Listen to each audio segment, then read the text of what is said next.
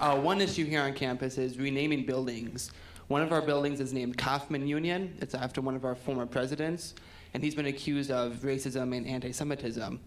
In your opinion, should we apply today's values to the past in renaming monuments and buildings? So as a general rule, I think not. I think that monuments, the names on buildings, this is actually a good educational opportunity. I don't like the phrase teachable moment, but they usually are. So this idea that we're going to chip off all of the names from old buildings, I think that's foolish. I think it's actually very important as a country for us to face up to the problems that we've had in the past. So over at Princeton, there's the Woodrow Wilson College over at Princeton, and they were talking about whether they were going to chip his name off the building. I think Woodrow Wilson was one of the worst presidents we ever had. I think Woodrow Wilson was a terrible human being. But I think it would be important to actually mention that.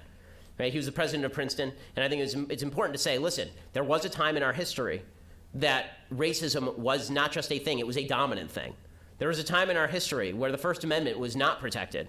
There was a time in our history where the birth of a nation was screened in the White House by this guy. Right? The movie about the glories of the KKK was screened in the White House for Woodrow Wilson.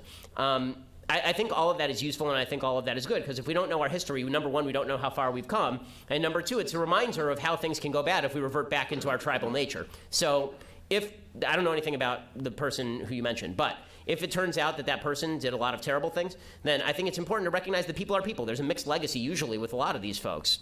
Thomas Jefferson was one of the great thinkers in human history, and he held slaves, and he had 6 children by Sally Hemings. You know, that is a horrible, evil thing to do.